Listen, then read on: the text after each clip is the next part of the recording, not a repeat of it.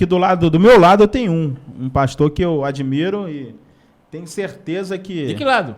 Do seu lado, companheiro. O senhor É o baiano? é um cara honrado, Aí, Frank. sabedor das Opa. escrituras, com muito pouco já está ajudando a bastante gente. Eu sei que o senhor não fala, mas nós somos aí mais próximos, eu gosto de falar. Ajuda com pouco. A igreja lá com 30, 40 membros já faz um serviço social muito bacana.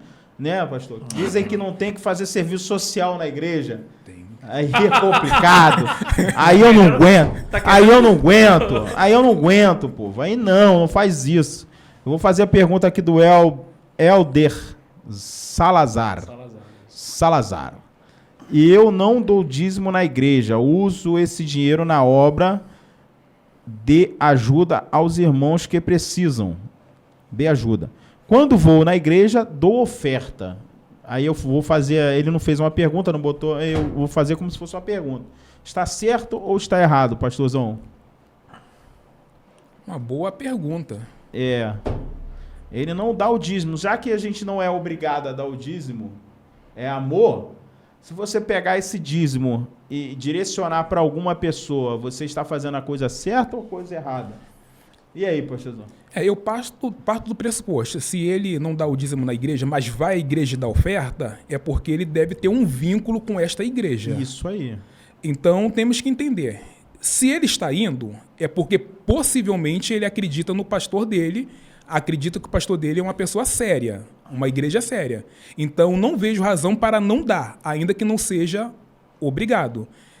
Helder, com todo respeito a que sua pergunta representa de forma direta ou indireta, contribua com a sua igreja, porque certamente o pastor, com esse recurso que você pode contribuir, ele vai saber dar um destino muito bom, talvez a um membro que está necessitado, mesmo você deixando claro que tem ajudado uma família. Mas faça isso. Com certeza Deus vai abençoar mais ainda a sua vida. Parabéns, eu comungo da mesma resposta. Rapaz. Perfeito. Isso aí, se a gente está numa congregação e a gente vê que a congregação é séria, não tem o porquê a gente não deixar o nosso dízimo lá. Se você dá o seu dízimo, dá a sua oferta e quer ajudar um irmão, ajuda o irmão também. Né? Não fica preso. Esse negócio, problema da religiosidade é esse. Sim. Né, pastor? É 10% e oferta. E se caiu alguém do teu lado, não, já deu os 10% e já deu oferta. Não tenho mais para fazer. Não é por aí também, né? Não pode ser desta forma, não.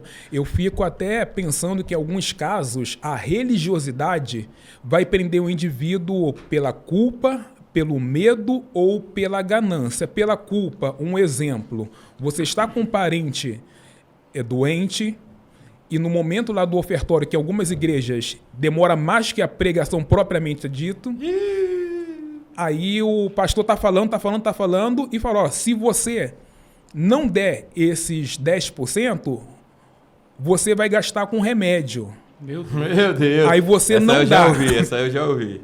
Aí o seu parente piora ou vai a óbito, você vai ficar com culpa. O pastor falou que se eu não desse, e agora o problema, a culpa. E isso vai gerar também em você um medo, ou medo nos demais membros. Por quê? Se o fulano não deu, o parente dele morreu, na minha casa também eu estou com pessoas doentes. Então a pessoa vai ter medo, vai acabar contribuindo. Aí os pastores se aproveitam deste momento para pender pelo medo, pela culpa, e o terceiro fato é a ganância. E alguns alegam, doe tudo, sacrifício, oferta de primícia, oferta de amor, porque Deus vai te abençoar. Isso é uma farsa. Deus, para abençoar, não precisa de dinheiro. Deus não aceita barganha. Se você entregar, independente do numerário, Deus não é obrigado a te abençoar de forma que você tenha a sua necessidade suprida financeiramente falando. Deus não se move por dinheiro, mas Deus se move por um coração quebrantado e voluntário. Show de bola. Quer falar, pastor? O senhor está se coçando aí? O senhor quer falar? Quer falar ou não quer? Cara, é um assunto que a gente sempre está falando aqui, pastor. Aham. É sobre transparência, né, Frank? Sem dúvida. A gente sempre fala Isso. sobre transferência, cara. Assim, Transparência. transferência não. Pelo amor de Deus, não transfere nada não, né? Transparência. Helder.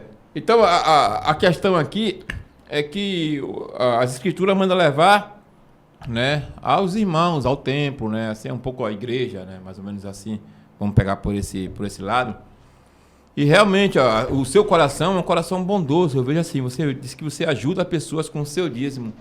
Mas isso é um pouco antibíblico. A gente trazendo para a palavra, para a prática, é um pouco antibíblico, né? Mas eu tenho uma solução para o teu problema, meu amigo. Dizimo na tua igreja e fica a par das contas da igreja. Você é dizimista, o pastor, o seu pastor, a igreja que você frequenta, ela tem como obrigação ceder as finanças da igreja para você. Sim. A gente tem que começar a quebrar alguns paradigmas, cara, porque eu hoje, eu sou contra você pegar a parte financeira da igreja e pregar na parede para que todo mundo veja. Isso aí pode causar alguns problemas, principalmente que a gente sabe que a gente está vivendo na sociedade que, né, tem gente que não gosta de trabalhar e gosta de chegar lá e meter a tua cara e levar tudo, sequestrar a tua família. Mas você que é membro de uma igreja, aí eu estou falando aqui para vocês aqui, cara, já pede ao teu pastor as contas da igreja, cara. Entendeu? Ele não vai te mostrar quem é dizimista e quem não é, mas o valor que entra, o valor que sai, onde está sendo usado o dinheiro. Cara, eu acho que isso é fundamental para uma igreja sadia, financeiramente falando, entendeu, Marcão? Show de Então bola. tem que saber, cara, o que Show entra e de o que bola. sai da igreja. Isso aí, pastor presidente, herege. Desse Hã? O senhor fica falando essas coisas, os meninos vão pedir mesmo. Estatuto, gente. É, Toda igreja tem um isso. estatuto. Toda igreja tem estatuto, Frank? Bem, se tiver, tem igreja Deveria. que sabe, tem igreja que tem mais de 5 anos, não tem CNPJ, irmão. Vai ter estatuto. Ele dá de voadora, ele dá de voadora. É. Tem Em que ter. Em, Fala, algumas, pastor. em algumas dessas igrejas que tanto pedem o dízimo, o pessoal doa e, de fato, eles não sequer pagam um contador Sim. para abrir o CNPJ. Aí também, por não ter CNPJ, ao invés do valor ser colocado, de repente, numa conta de uma outra pessoa jurídica, vai para a conta pessoal dele.